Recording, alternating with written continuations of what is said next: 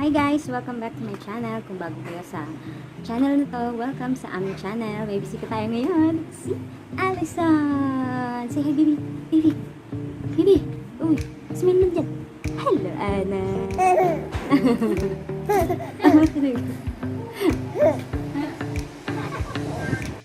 Hi guys! Welcome back sa aming channel. This is Zyryllyn. This is Alyceson. Guys, may pag-ibig sa likod. Ayun o.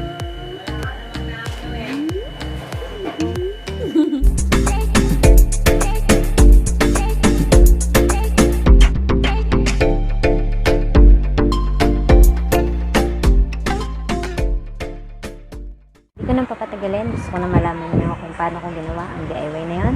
Let's get started.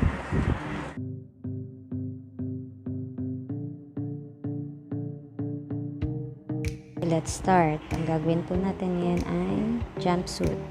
Ayan, ito yung tela. Ayan, kinuha ko yung lumang jumpsuit ni baby.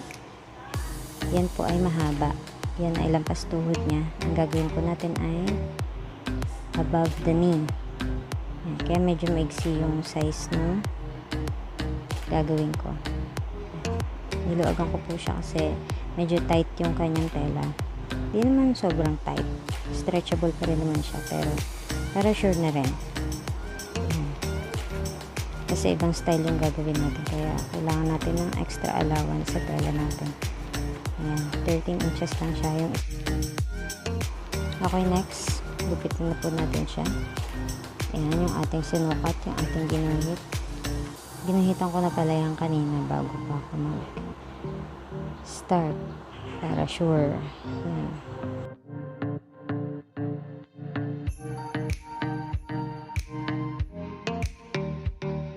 Maka-check muna natin kung pantay ang bawat gupit. Ayan. Tapos tayo ay magsusukat ng 2.5 sa taas, 2.5 din pababa.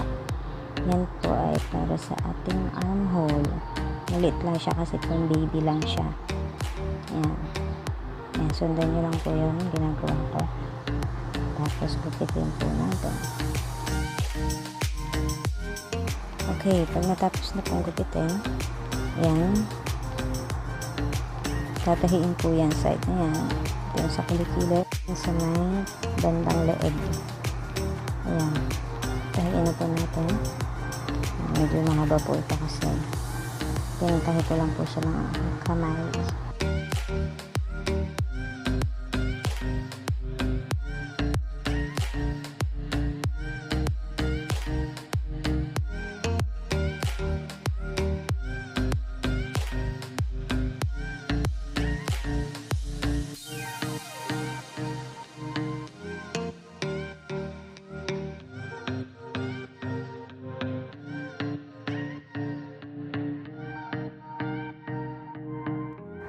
Ayan, dito naman ang tatayin naman natin ay yung sa may kilikili. Ayan, tahiin po natin.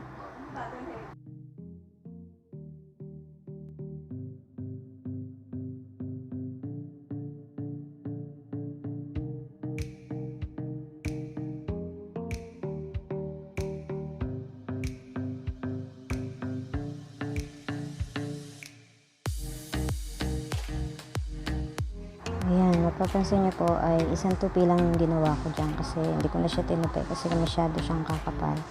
Pero pwede niyo na rin naman tupiin. Hindi ko na siya tinupi kasi maganda naman yung tela niya. Hindi siya yung nagbinisnis, hindi siya yung mauubos kapag nadadali or nilalabhan. Maganda yung tela niya. Kaya hindi ko na siya tinupian. Bali, isang tupi lang yung ginawa ko dyan para lang mas maganda yung itsura niya. Ayan.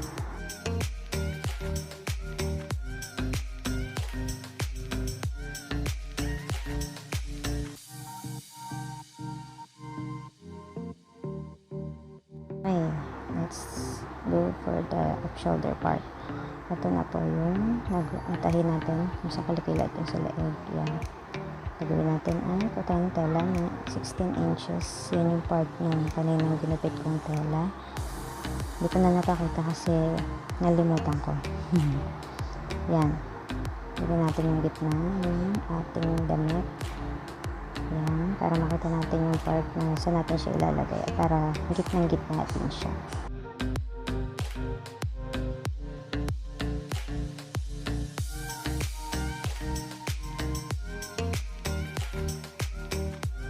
Para mas madali, lagyan natin siya ng safety pin. Dahil hindi ko makita yung mga pin ko, karayom na lang yung ginawa ko.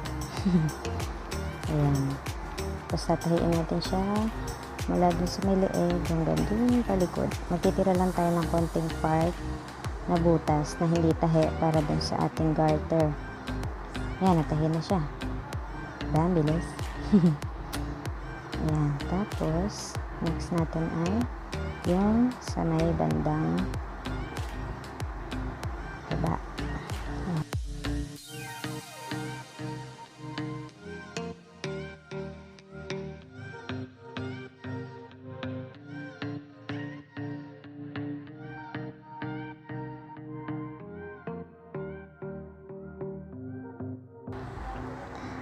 Lagyan natin ng mark.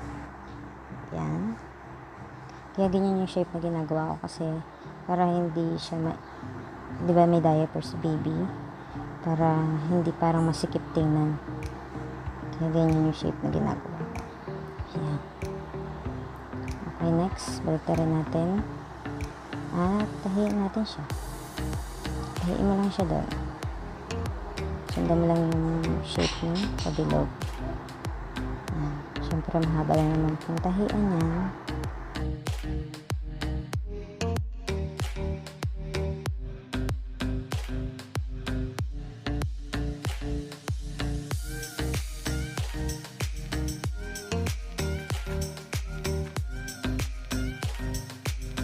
Let's go for the next step. Ayan, natahin na natin. Doon naman tayo sa may off-shoulder part. Kailangan natin ng garter. Ayan. So, kumukha natin mo lang yung gusto ng haba ng garter. Ayan. Sinukat ko yung kay baby. Doon mismo, actual doon sa garter kung gaano ko siya kahigpit gusto. Tapos, kailangan mo ng perdible para yun ang paglusot mo dun sa may off-shoulder part. Ang lahat, gagawa muna tayo ng strap. Lalagyan kasi natin siya ng strap. Maliit lang naman. Kailangan natin. Ayan.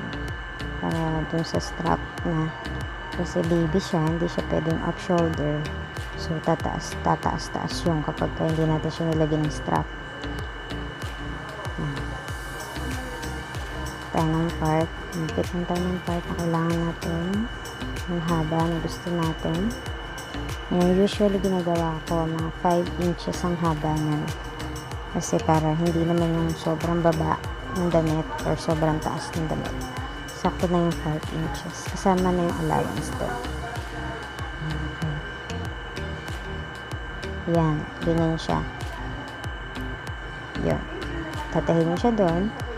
Ayan, sa part na yun. Okay. Lulusot na natin yung garter niya.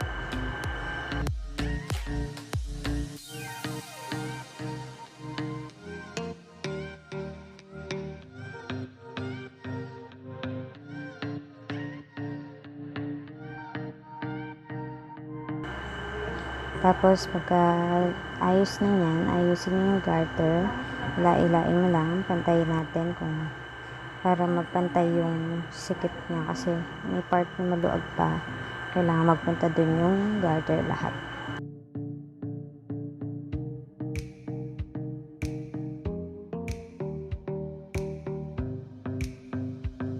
Okay, tapos na. Ayan, ikakabit naman natin yung strap niya. Doon natin siya ikakabit sa may part nung sa may bandang leeg. Natin siya itatahi. Tinatahi ko na yung butas kanina na pinagpasukan natin ng garter.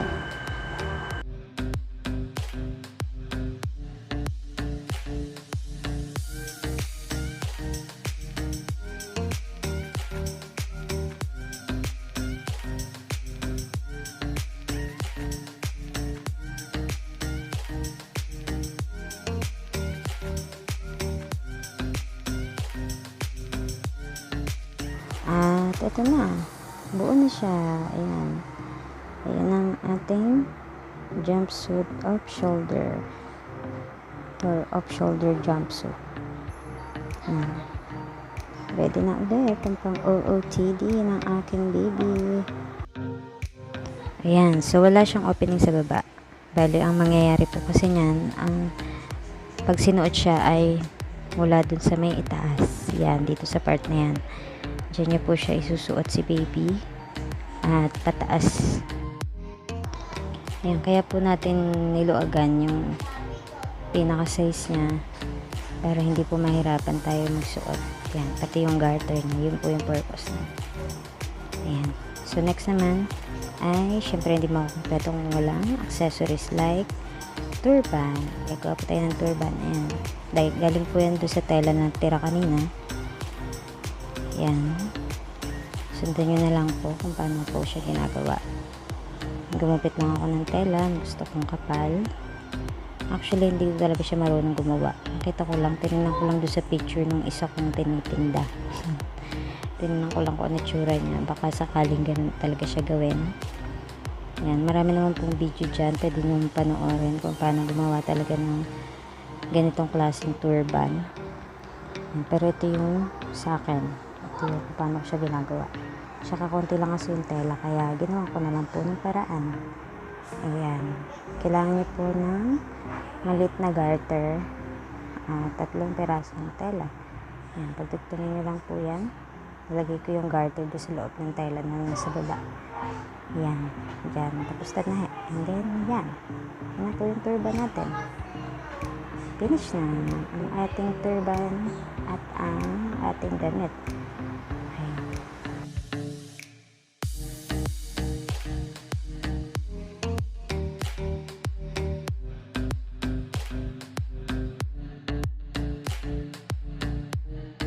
Ayun, thank you for watching. Sana po sa mga hindi pa nakaka-subscribe, mag-subscribe na po kayo. At sa mga nag-subscribe na, sana po patuloy na kami supportahan. At abangan niyo po ang mga susunod pa mga video. Bye-bye!